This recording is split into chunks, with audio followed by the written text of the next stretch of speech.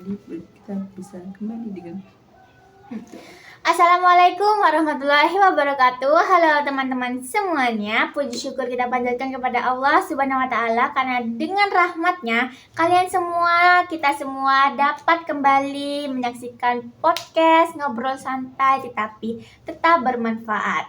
Hari ini saya mengundang Kak Nur. Kak Nur ya, bisa Iya. Kak Nur. Oke, say hi dong. Hai semua. Oke, Kak Nur, kali ini saya akan memberikan beberapa pertanyaan yang cukup sering dijumpai di masyarakat. Saya akan memberikan 4 studi kasus beserta pertanyaannya. Mohon dijawab ya Kak Nur. Oke, guys. Oke.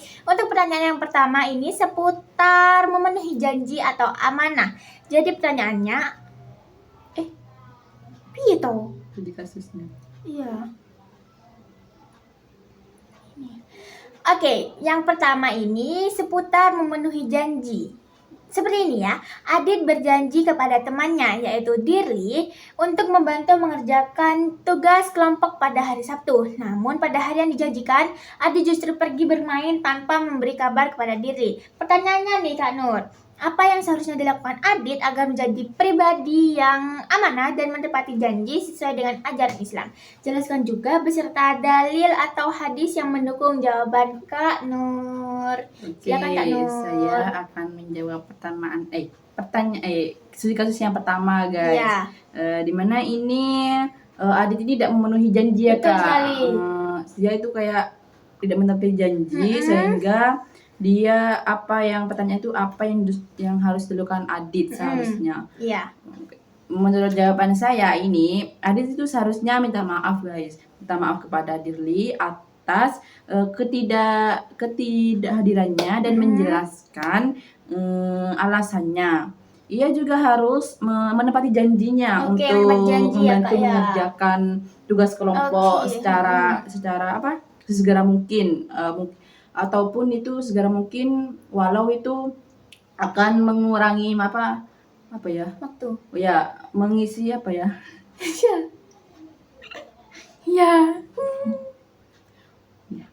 Oke, lanjut. Jadi jawaban menurut saya itu ya, Adit seharusnya nih Kak minta maaf kepada Dirli atas ketidakhadirannya dan menjelaskan alasannya. Dia juga harus menepati janjinya untuk mengerjakan kelompok bareng. Segera mungkin membantu mengerjakan walaupun dia harus mengorbankan waktu luangnya. Karena kan dia juga sudah janji untuk membantu. Benar gitu Kak. Juga Islam itu juga menekankan nih pentingnya kejujuran dan menepati janji loh teman-teman. Terdapat hadis juga dalam menepati janji di mana Nabi Muhammad SAW menjelaskan barang siapa yang beriman kepada Allah dan hari akhir hendaklah ia berkata yang benar atau diam. Hadis riwayat Al-Bukhari. Jadi hadis ini mengajarkan kita untuk selalu berkata jujur dan menepati janji, teman-teman. Atau jika tidak bisa menepati janji atau jujur, hendaknya kamu minta maaf dan menggantinya dengan aku akan menepati janjiku, tapi lain di hari kali. ini itu kayak lain kali ya. Iya gitu. Tapi harus ditepati guys, janjinya, gitu. tidak Karena boleh menepati melanggar. janji merupakan bagian dari akhlak mulia dalam Islam. Betul sekali. Gitu Karena jawaban janji itu saya, Kak. hutang ya teman-teman, harus ditepati. Jadi gitu jawaban saya.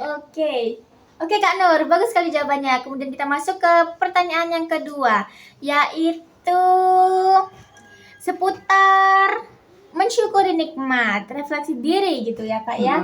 Nah jadi gini, setiap hari Alfi selalu mendapatkan uang jajan lebih dari cukup oleh orang tuanya. Namun ia sering mengeluh dan merasa kurang gitu. Suatu hari ia melihat temannya hanya membawa bekal yang sederhana, tapi tetap semangat belajar. Pertanyaannya nih Kak Nur, bagaimana seharusnya sikap Alfi dalam menyikapi nikmat yang diberikan Allah? Jelaskan bentuk syukur secara lisan, hati, dan perbuatan menurut pandangan Islam. Oke, jadi intinya ini Alfi ini sudah mendapatkan apa yang dia mau, tapi dia Iya. merasa masih tidak puas ya Kurang, Kak iya, ya. merasa kurang Tidak oleh tidak nikmatnya. bersyukur atas nikmat yang Betul diberikan. sekali.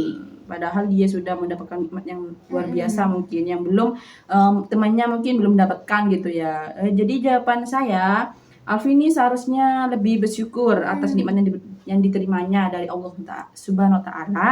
Karena syukur bukan hanya sekedar ucapan, tetapi harus diwujudkan dalam bentuk perbuatan juga, perbuatan dan keikhlasan hati ya teman-teman. Oke. Nah, yang itu kan pertanyaan ada bentuk syukur yang secara lisan, Lisan, hati, dan perbuatan nih. betul Oke, sekali. saya jawab pertanyaan bentuk syukur terhadap lisan dulu Kak. Oke. Bentuk syukur secara lisan itu adalah dengan biasanya mengucapkan alhamdulillah ya Kak ya. Alhamdulillah, jika iya, betul kita sekali. mendapatkan nikmat dari Nikmat. Allah. Jangan lupa kita mengucapkan alhamdulillah teman-teman. Alhamdulillah. Dan selalu mengingat kebaikan dari Allah gitu.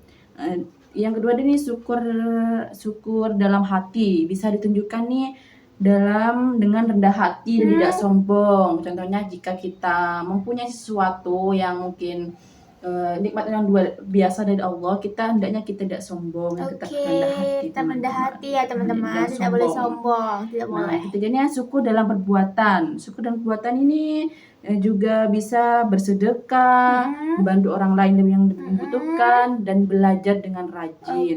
Karena kan membantu orang lain juga itu cukup bentuk ucap syukur kita kepada Allah Kak. Gitu. Iya, oke Kak Nur. Karena juga Allah pernah berfirman dalam Al-Quran surat Ibrahim ayat 4 yang berbunyi, dan ingatlah ketika Tuhanmu memaklumkan sesungguhnya jika kamu bersyukur, niscaya aku akan menambah nikmat kepadamu. Tetapi jika kamu mengingkari nikmatku, maka pasti azabku sangat berat gitu. Ayat ini menunjukkan pentingnya loh Kak, pentingnya mensyukuri agar Allah itu senantiasa menambah nikmat kita gitu. Oke. Itu juga. Oke, bagus sekali pernyataan dari Kakak Nur. Kita jadi harus mensyukuri nikmatnya Allah ya, dan harus selalu mengucap alhamdulillah atas semua sangat nikmat. sederhana, Kak. Iya, betul sekali. Kemudian pertanyaan yang ketiga yaitu seputar memelihara lisan, teman-teman. Dalam sebuah grup WhatsApp kelas, seorang siswa menyebarkan informasi bahwa temannya tidak lulus ujian dengan menambahkan kata-kata yang mengejek. Nah, hal ini dapat membuat temannya merasa malu dan tidak ingin masuk sekolah. Pertanyaannya nih Kak Nur, apa dampak negatif dari tidak menjaga lisan? Bagaimana seharusnya seorang muslim berbicara dan bersikap terhadap saudaranya? Sertakan dalil atau hadis yang relevan. Jadi pertanyaan ketiga tentang memelihara jaga lisan ya Kak ya.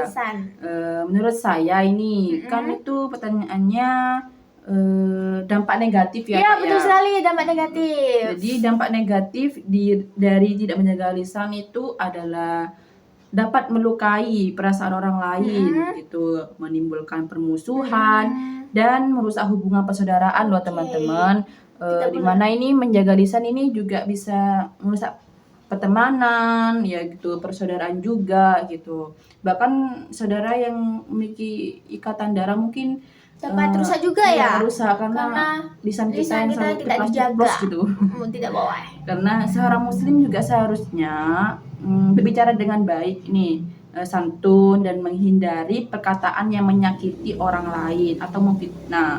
Islam juga mengajarkan kita untuk selalu menjaga lisan Kak, dan berkata baik kepada sesama, baik itu teman sebaya atau yang lebih tua dari kita gitu. Oke, Kak Nur.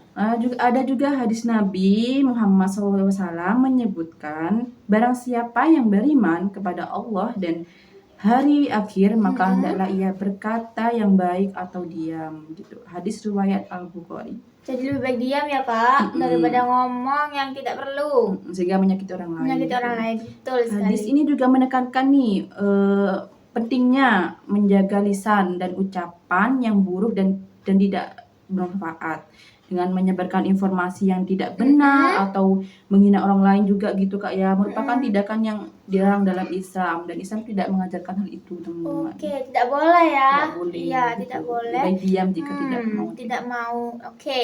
Kemudian studi kasus yang terakhir, teman-teman, studi kasus yang keempat yaitu seputar menutupi aib orang lain. Nah, Oke. seperti ini ya, Kak. Vera mengetahui bahwa salah satu temannya pernah melakukan kesalahan di masa lalu. Teman-teman yang lain tidak tahu hal itu. Vera merasa ingin menceritakan hal itu agar dia dianggap tahu banyak hal gitu ya. Dan pertanyaannya adalah apa sikap yang seharusnya dilakukan oleh Vera, dan jelaskan keuntungan menutup aib orang lain dan ancaman bagi orang yang suka membuka aib menurut Islam gitu ya Kak Nur. Jadi yang terakhir ini tentang menutupi aib orang lain. Betul sekali. Menutupi aib orang lain, dan itu termasuk apa ya? Yang diajarkan ya Kak ya, Iya, diajarkan dalam Islam. Karena kan aib itu kan suatu kesalahan yang terjadi di masa lalu yang tidak banyak orang tahu. Iya. Dan tidak boleh orang lain tahu gitu Iya, betul guys kan, gitu. aib. Kalau kakak tahu nih aib orang lain, jangan sebarkan gitu. Iya, nggak boleh. Betul. Nah, jawaban menurut saya ini yang dilakukan Vera ini, Vera seharusnya itu merahasiakan kesalahannya temannya dan tidak menceritakan kepada siapa-siapa. Oke. Gitu. Karena menutupi aib orang lain merupakan perbuatan terpuji dalam Islam gitu.